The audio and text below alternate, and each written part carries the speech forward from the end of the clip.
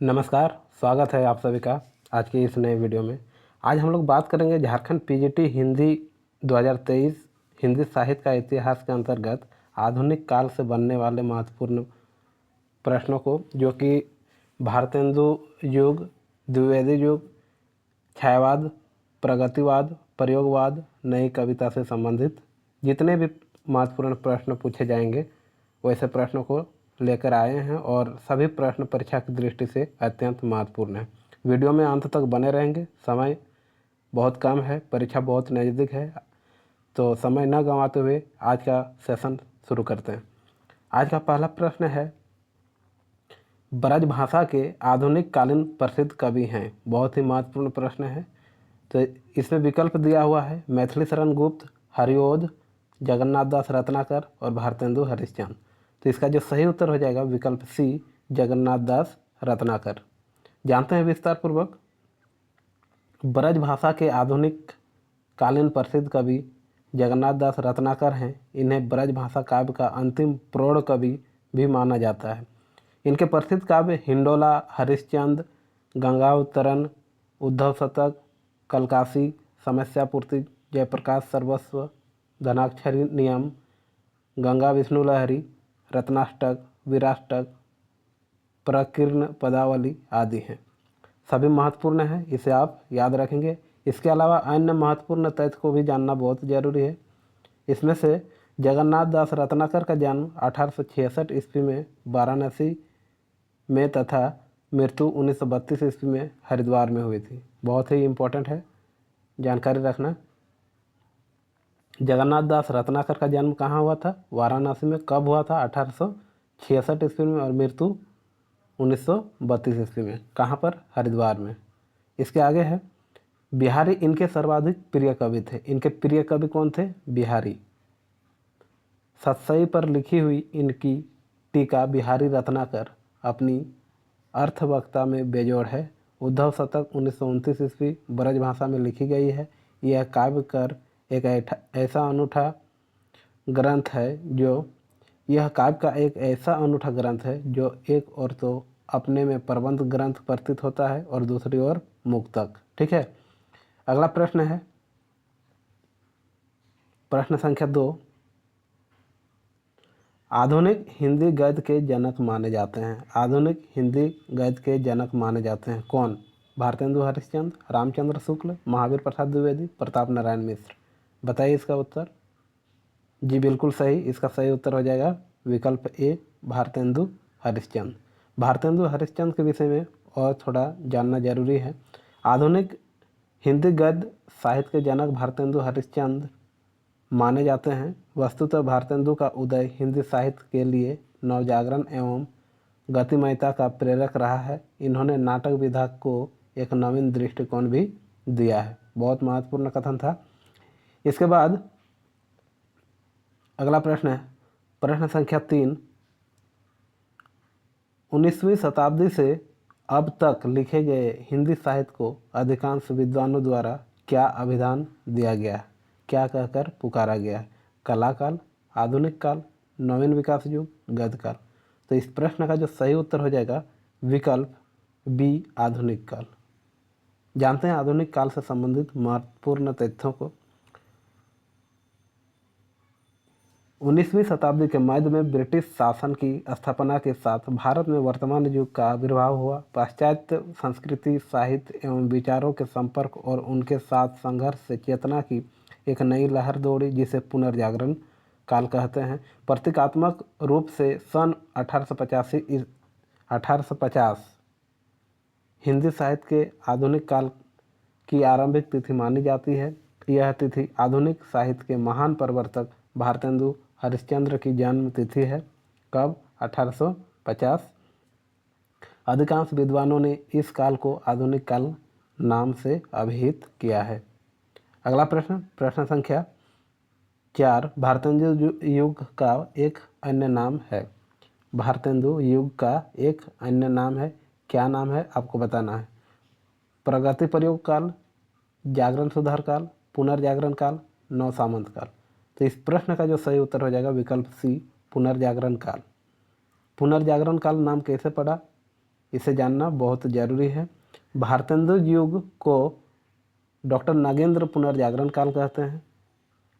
आचार्य रामचंद्र शुक्ल ने भारतेंदु हरिश्चंद्र 1850 से लेकर 1885 ईस्वी के रचनाकाल को दृष्टि में रखकर विक्रम संवत 1925 से 1950 की अवधि को नई धारा अथवा प्रथम उत्थान की संज्ञा दी और इस काल को भारतेंदु हरिश्चंद्र तथा उनके सहयोगी लेखकों के कृतित्व से समृद्ध माना है।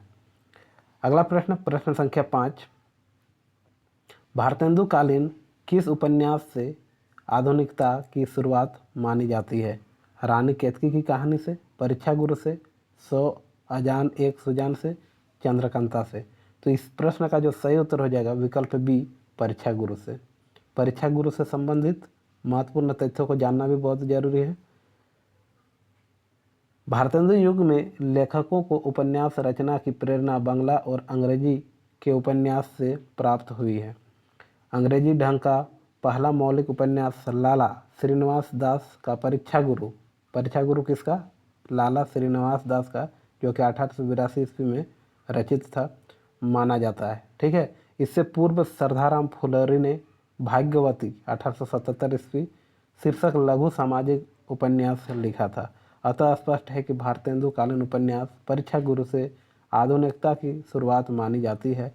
100 अजान एक सुजान 1892 ईस्वी, बालकृष्ण भट्ट कृत तथा चंद्रकांता कृत, बालकृष्ण भट्ट कृत चंद्रकांता कब? 1888 ईस्वी, देवकीनंदन खत्री कृत उपन्यास है।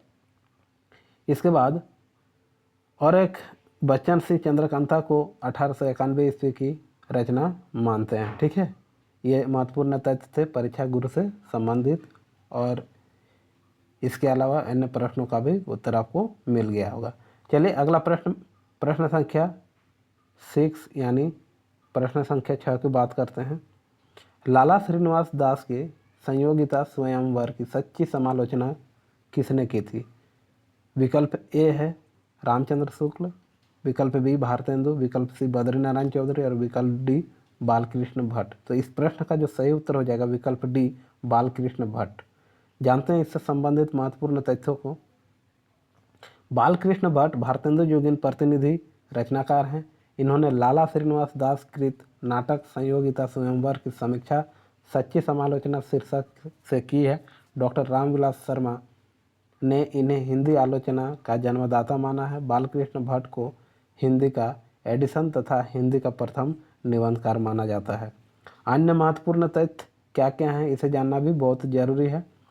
बद्रीनारायण चौधरी यानी प्रेमधन भारतेंदु युगीन रचनाकार हैं। इन्होंने जीर्ण जनपद काव्य, भारत सौभाग्य तथा वैश्य विनोद नाटक लिखा है। रामचंद्र शुक्ल हिंदी साहित्य के प्रख्यात निबंधकार, इतिहासकार तथा आलोचक रहे हैं। भारतेंदु हरिश्चंद्र आधुनिकता के नवदूत माने जाते हैं। ठीक है। अगला प्रश्न, प्रश्न संख्या 7, शेक्सपियर के सभी नाटकों का हिंदी अनुवाद किसने किया है? मोहन राकेश ने, लाला सीताराम ने, विद्यानिवास मिश्र ने, याग्निक ने।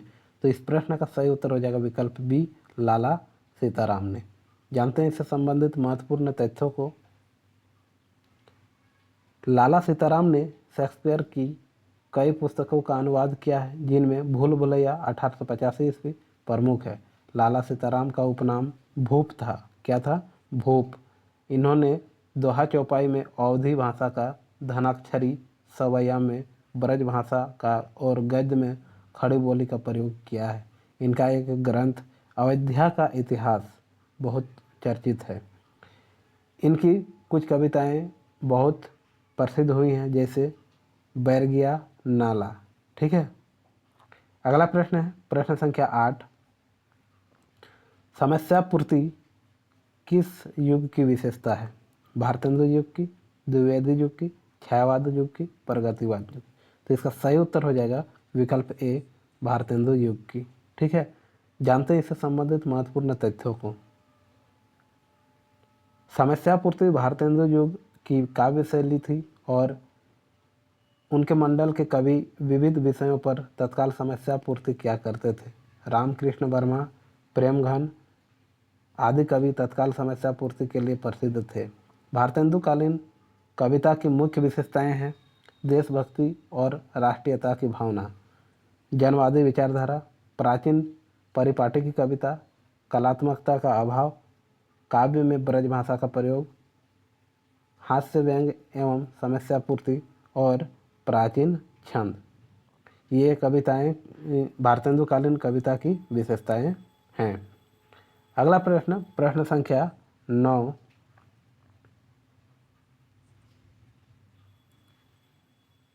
बहुत ही महत्वपूर्ण प्रश्न है। ज्ञान राशि के संचित कोष का ही नाम साहित्य है। यह उक्ति किस साहित्यकार की है?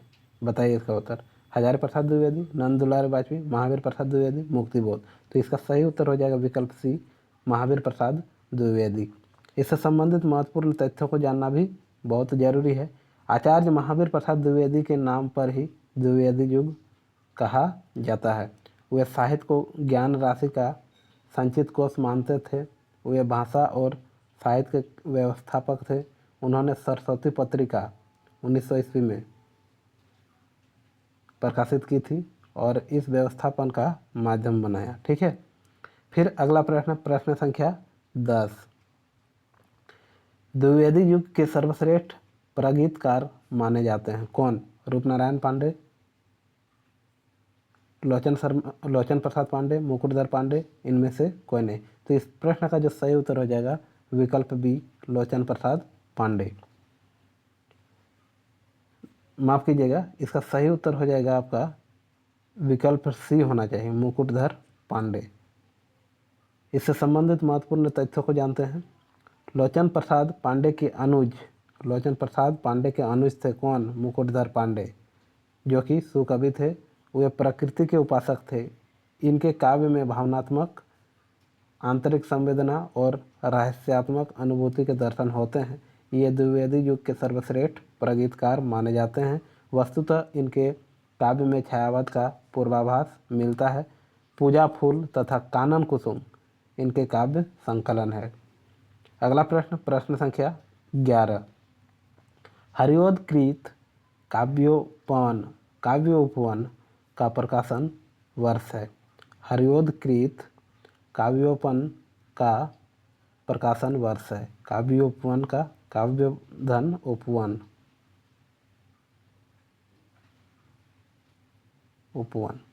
काव्योपन 1907 ईस्वी, 1999, माफ कीजिएगा 1907 ईस्वी, 1899 ईस्वी और 1909 ईस्वी और 1917 ईस्वी। बताइए इसका उत्तर। तो इसका सही उत्तर हो जाएगा विकल्प सी, 1909 ईस्वी। जानते हैं इससे संबंधित महत्वपूर्ण तथ्यों को। हरिओदकृत काव्योपवन काव्य ग्रंथ का प्रकाशन सन 1909 ईस्वी में हुआ। हरिओद द्विवेदी युगीन कवि हैं। प्रिय प्रवास 1914 में, परिजात 1936 तथा वैदेही वनवास 1940 ईस्वी में इनका प्रबंध काव्य है। इसके अलावा खड़ी बोली में महाकाव्य लिखने वाले प्रथम कवि थे कौन? हरिओद। कवि सम्राट उपाधि मिला किसे? हरिओद को। गणपति चंद्र गुप्त इन्हें आधुनिक काल का सूरदास कहते हैं किसे? हरिओद को। काव्य कृष्ण शतक, रसिक रहस्य, प्रेमाम्बु वारिधि, प्रेम प्रपंच, चुभते चौपदे, चोखे चौपदे, रस कलश इत्यादि किनकी है? हरिओद की। ठीक है। अगला प्रश्न है, प्रश्न संख्या 12। द्विवेदी युग की कविता है उपदेशात्मक एवं इतिवृत्तात्मक, प्रकृति चित्रात्मक, नवजागरण परक, नारी चेतनात्मक। तो इस प्रश्न का सही उत्तर हो जाएगा विकल्प ए, उपदेशात्मक एवं इतिवृत्तात्मक। जानते हैं महत्वपूर्ण तथ्यों को इससे संबंधित। डॉक्टर नागेंद्र द्वारा संपादित पुस्तक हिंदी साहित्य का इतिहास में लिखा गया है कि सामान्यतः द्विवेदी युगीन काव्य को नीरस, इतिवृत्तात्मक और उपदेशात्मक कहा जाता है। अतः विकल्प ए इसका सही उत्तर हो जाएगा। ठीक है। अगला प्रश्न है प्रश्न संख्या 13। रचनाकाल के आरोही क्रम में सुव्यवस्थित वर्ग है। साकेत, यशोधरा, जय भारत, द्वापर। साकेत, जय भारत, द्वापर, यशोधरा। साकेत, यशोधरा, द्वापर, जय भारत, साकेत, द्वापर, यशोधरा, जय भारत। प्रकाशन वर्ष आपको बताना है, तो इसमें से विकल्प सी इसका सही उत्तर हो जाएगा, क्योंकि साकेत का जो प्रकाशन वर्ष है 1931, यशोधरा का 1932 और द्वापर का 1936 और जय भारत का 1952। इस प्रकार विकल्प बी इसका सही उत्तर हो जाएगा। विकल्प सी, माफ कीजिएगा, विकल्प सी इसका सही उत्तर हो जाएगा। जानते हैं इससे संबंधित महत्वपूर्ण तथ्यों को। मैथिली शरण गुप्त द्वारा रचित उपर्युक्त काव्य कृतियाँ का रचना काल के आधार पर आरोही क्रम है। साकेत 1931, यशोधरा 1932, द्वापर 1936, जय भारत 1952, जो कि 47 खंडों में बद्ध है, और द्वापर खंड काव्य है। यशोधरा गौतम बुद्ध की पत्नी पर आधारित खंड काव्य है, और साकेत 12 सर्गों में बद्ध है। अगला प्रश्न, प्रश्न संख्या 14। मैथिली शरण गुप्त द्वारा रचित जयद्रथ वध क्या है? महाकाव्य है, प्रबंध काव्य है, खंड काव्य है, इनमें से कुछ नहीं। तो इसका सही उत्तर हो जाएगा विकल्प सी, खंड काव्य है। कैसे, उसे जानना भी बहुत जरूरी है। मैथिली शरण गुप्त द्वारा रचित जयद्रथ वध का प्रकाशन वर्ष 1910 ईस्वी में हुआ था। मैथिली शरण गुप्त की प्रारंभिक रचनाओं में भारत भारती को छोड़कर जयद्रथ वध की प्रसिद्धि सर्वाधिक रही। हरिगीतिका छंद में रचित यह एक खंड काव्य है। ठीक है, फिर है अगला प्रश्न, प्रश्न संख्या 15। छायावादी युग का प्रवर्तक किसे कहा जाता है? जयशंकर प्रसाद, सुमित्रानंदन पंत, महादेवी वर्मा, सूर्यकांत त्रिपाठी निराला। तो इस प्रश्न का जो सही उत्तर हो जाएगा विकल्प ए, जयशंकर प्रसाद। जानते हैं इससे संबंधित महत्वपूर्ण तथ्यों को। छायावाद के प्रवर्तक के संबंध में विवाद है। डॉक्टर गंगा प्रसाद पांडे निराला की जूही की कली 1916 के साथ इस युग के प्रवर्तक महाप्राण निराला को मानते हैं। छायावाद का काल 1918 से 1936 ईस्वी तक माना जाता है। अधिकतर विद्वान प्रसाद की झरना 1918 इस युग की शुरुआत मानते हैं, क्योंकि इस युग में प्रसाद का आगमन पहले हुआ था और छायावाद की भी यही से शुरुआत मानी जाती है। अतः जयशंकर प्रसाद को ही छायावाद का प्रवर्तक माना जाता है। प्रश्न संख्या 16। जयशंकर प्रसाद की कामायनी की भाषा है? बहुत ही महत्वपूर्ण प्रश्न है। प्रश्न संख्या 16, सदोकड़ी, अवधी, ब्रजभाषा, खड़ी बोली। तो इस प्रश्न का जो सही उत्तर हो जाएगा विकल्प डी, खड़ी बोली। कैसे, उसे भी जानना बहुत जरूरी है। तथ्यों को जानते हैं। जयशंकर प्रसाद की कामायनी की भाषा खड़ी बोली है। खड़ी बोली का यह अद्वितीय महाकाव्य मनु और श्रद्धा को आधार बनाकर रचित मानवता को विजयिनी बनाने का संदेश देता है। यह रूपक कथा काव्य भी है। उनकी यह कृति छायावाद और खड़ी बोली की काव्य गरिमा का ज्वलंत उदाहरण है। सुमित्रानंदन पंत इसे हिंदी में ताजमहल के समान मानते हैं। कामायनी में प्रतिभिज्ञा दर्शन है, इसे भी जानना बहुत जरूरी है। कामायनी में कुल कितने सर्ग हैं? हम लोग के सिलेबस में है कामायनी, इसे पढ़ना भी बहुत ज़रूरी है। अगर आप नहीं पढ़ें तो अभी समय है, कुछ दिन जरूर पढ़ लीजिए, क्योंकि कामायनी से संबंधित आपसे प्रश्न पूछा जाएगा। कामायनी में कुल कितने सर्ग हैं? तो कामायनी में कुल 15 सर्ग हैं। कौन कौन सा? चिंता, आशा, श्रद्धा, काम, वासना, लज्जा, कर्म, ईड़ा। इस प्रकार आप देख सकते हैं कामायनी महाकाव्य में कुल 15 सर्ग हैं। ये सर्ग कौन कौन सा? चिंता, आशा, श्रद्धा, काम, वासना, लज्जा, कर्म, ईर्ष्या, ईड़ा, स्वप्न, संघर्ष, निर्वेद, दर्शन, रहस्य तथा आनंद। पहला सर्ग क्या है? चिंता, और अंतिम सर्ग आनंद। कामायनी में स्वयं कामायनी नाम भी कम प्रतीकात्मक नहीं है। कर्म सर्ग से पहले कामायनी का प्रयोग नहीं होता है। पांडुलिपि संस्करण में यज्ञ सर्ग जो बाद में लेखक द्वारा कर्म कर दिया गया, जैसा कि युद्ध सर्ग को ही संघर्ष सर्ग कर दिया गया है। ठीक है। अगला प्रश्न, प्रश्न संख्या 18।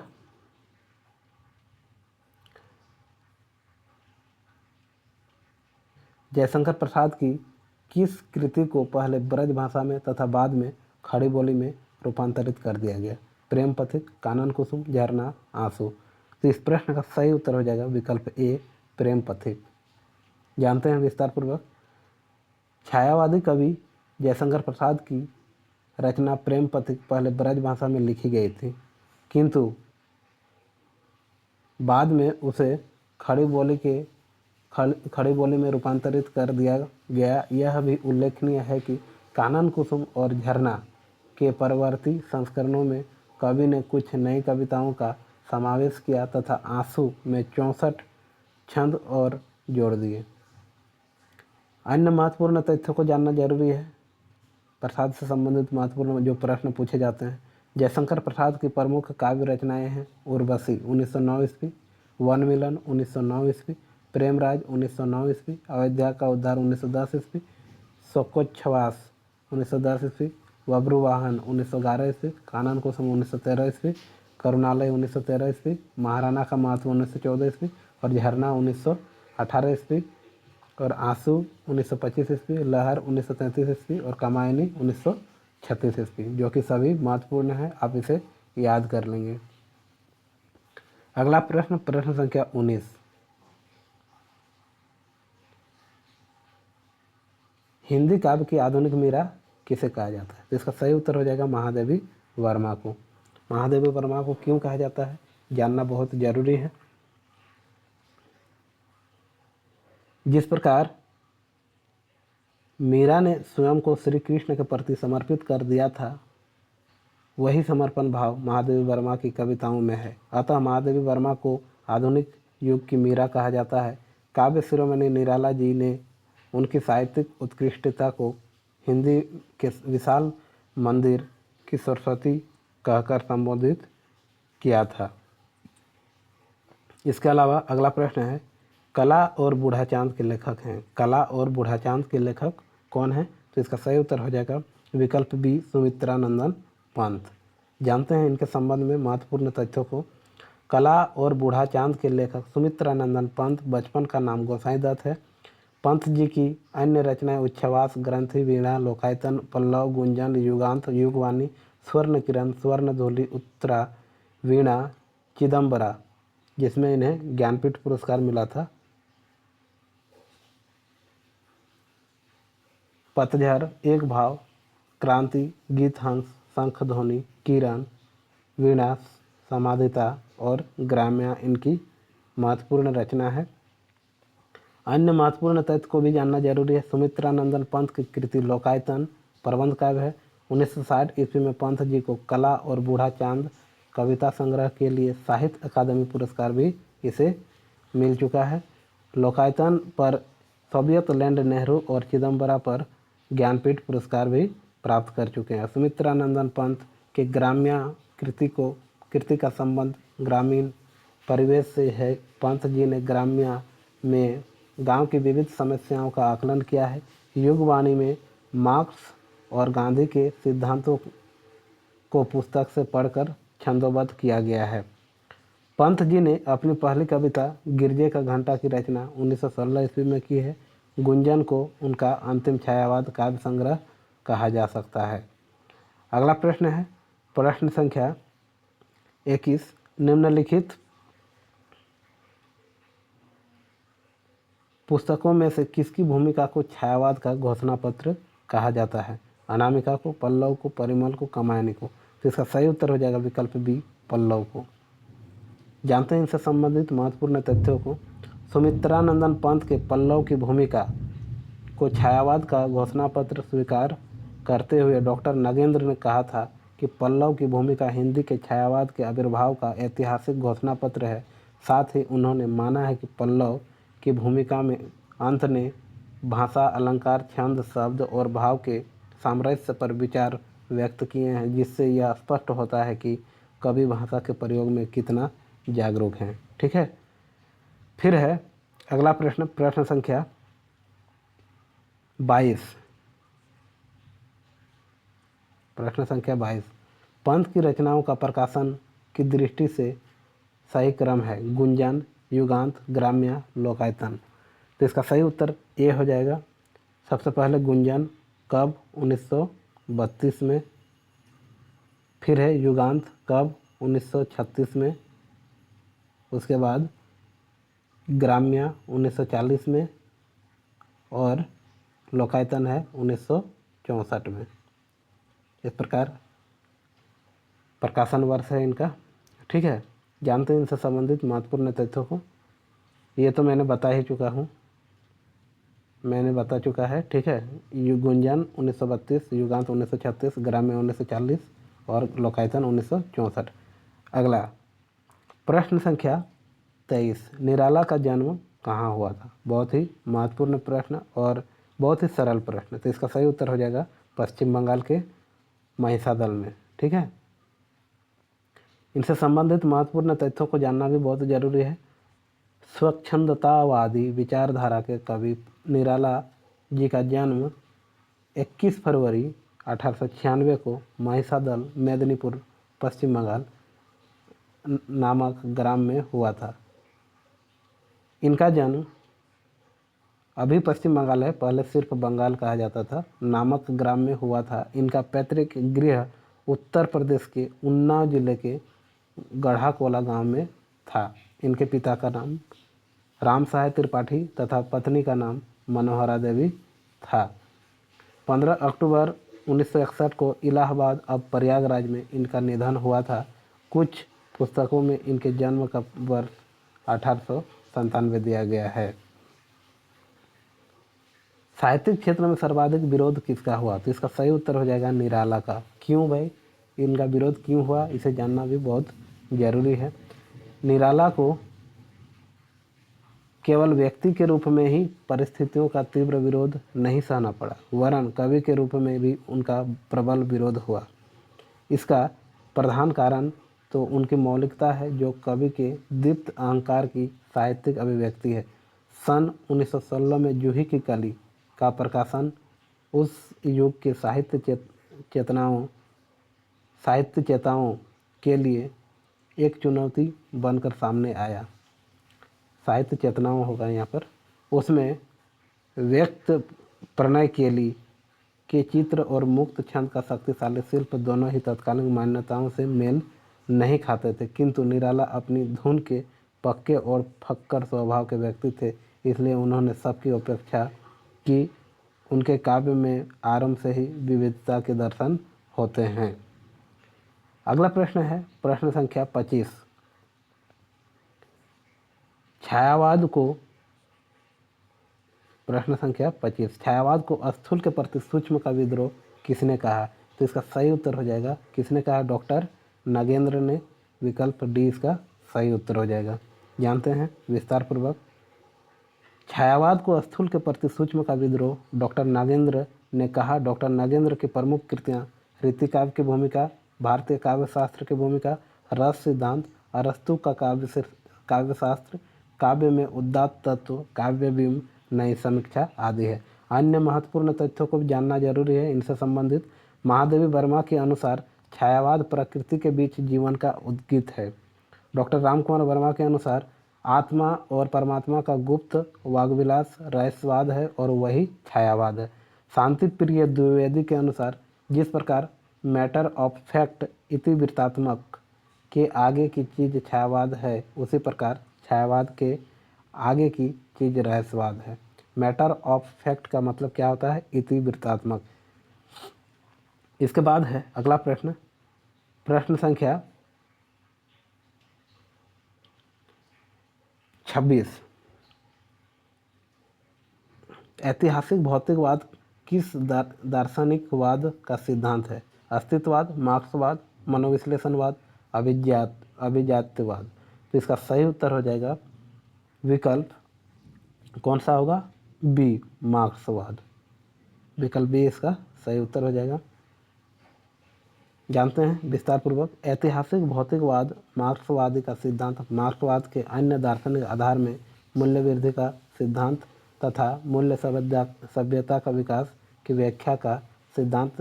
हिंदी साहित्य में इसका प्रभाव प्रगतिवाद पर पड़ा है। अगला प्रश्न संख्या 27।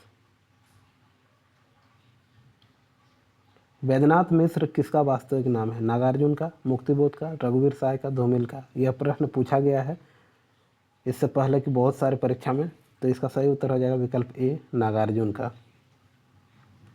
बाबा के नाम से प्रसिद्ध कवि नागार्जुन का वास्तविक नाम वैद्यनाथ मिश्र था। ये प्रगतिवादी विचारधारा के कवि हैं। इनका जन्म 30 जून 1911 को मधुबनी यानी बिहार के तरौनी नामक गांव में हुआ था।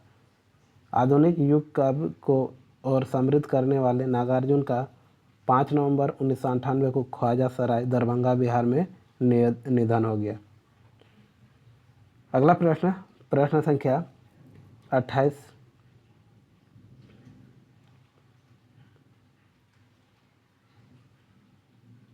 इससे पहले प्रश्न संख्या 28 यही है, ठीक है। प्रगतिवादी के प्रमुख कवि हैं, कौन है? नागार्जुन, दिनकर, अज्ञे, मुक्तिबोध। तो इस प्रश्न का सही उत्तर हो जाएगा अज्ञे। अज्ञे जी प्रगतिवाद के प्रमुख कवि नहीं बल्कि प्रयोगवाद एवं नई कविता को साहित्य जगत में प्रतिष्ठित करने वाले कवि हैं। नागार्जुन, दिनकर एवं मुक्तिबोध प्रगतिवाद के प्रमुख कवि हैं। प्रश्न क्या पूछा गया था कि प्रगतिवाद के प्रमुख कवि नहीं हैं। नहीं को आप ध्यान देंगे, अज्ञे नहीं थे, ठीक है। अगला प्रश्न संख्या 29। कामायनी एक पुनर्विचार नामक आलोचना ग्रंथ के लेखक हैं रामस्वरूप चतुर्वेदी, रामविलास शर्मा, डॉक्टर नागेंद्र, गजानन माधव, मुक्तिबोध। तो इस प्रश्न का सही उत्तर हो जाएगा विकल्प ए, गजानन माधव मुक्तिबोध। विकल्प डी माफ कीजिएगा। जानते हैं इनसे संबंधित महत्वपूर्ण तथ्यों को। कामायनी एक पुनर्विचार नामक आलोचना ग्रंथ के लेखक गजानन माधव मुक्तिबोध हैं। मुक्तिबोध जी ने कामायनी एक अध्ययन के नाम से आलोचना पुस्तक के पांडुलिपि तैयार की थी, लेकिन वह प्रकाशित होकर बाजार में नहीं आ पाई। इसी पुस्तक को उन्होंने पुनः संशोधित परिवर्धित करके कामायनी एक पुनर्विचार 1961 ईस्वी के नाम से प्रकाशित करा। मुक्तिबोध के जीवन काल में उनकी प्रमुख उल्लेखनीय पुस्तक भारत इतिहास और संस्कृति मध्य प्रदेश शिक्षा विभाग द्वारा सेकेंडरी स्कूल के छात्रों के लिए प्रकाशित हुई। आगे है, प्रयोगवाद के प्रवर्तक के अनुसार प्रयोगवादी कवि का मुख्य तथ्य क्या था? प्रश्न संख्या 31 है, तो इसका सही उत्तर हो जाएगा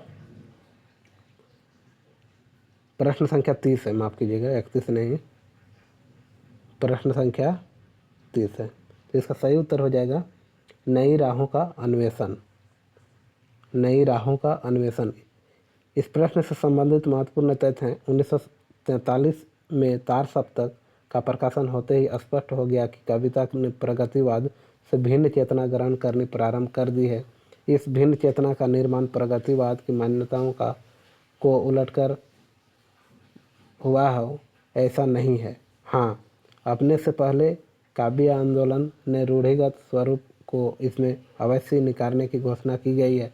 समग्र रूप से इस चेतना का निर्माण युगीन परिवेश, निराशा, कुंठा, व्यष्टि और समष्टि संघर्ष का संघर्ष है।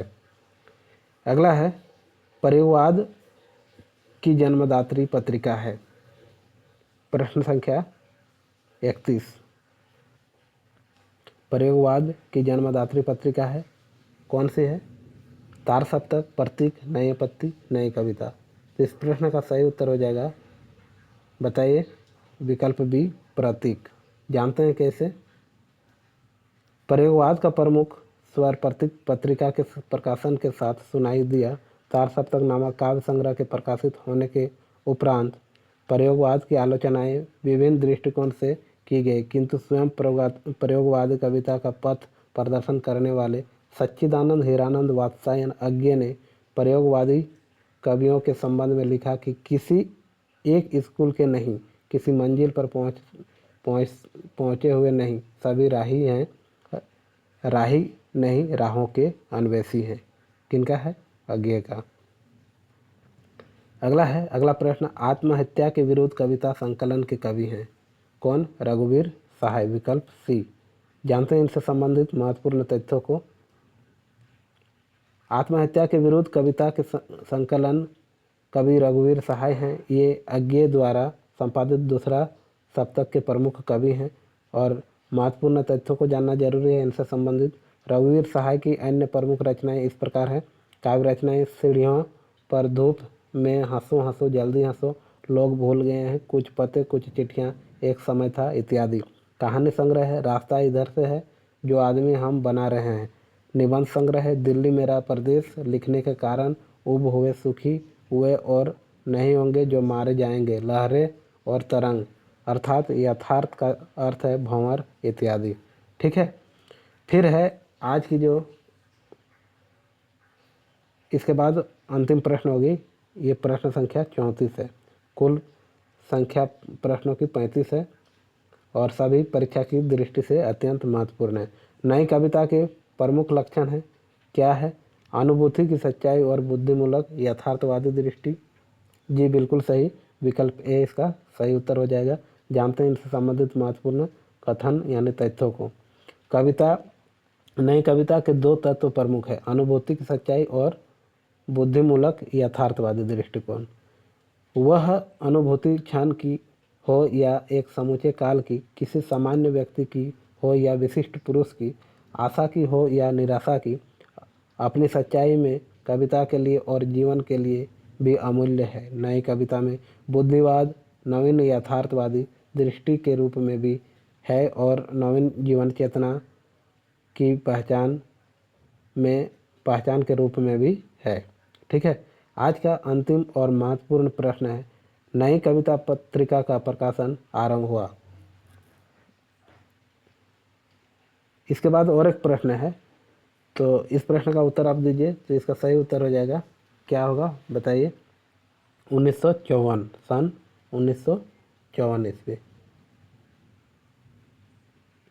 इसके पहले वाला 33 था, ये प्रश्न संख्या 34 है। आप क्रम अनुसार सभी प्रश्नों का उत्तर अवश्य देंगे और अंत में अपना कमेंट में बताएंगे कि मेरा 35 में कितना प्रश्न सही हुआ। ठीक है, तो इसका सही उत्तर हो जाएगा 1954।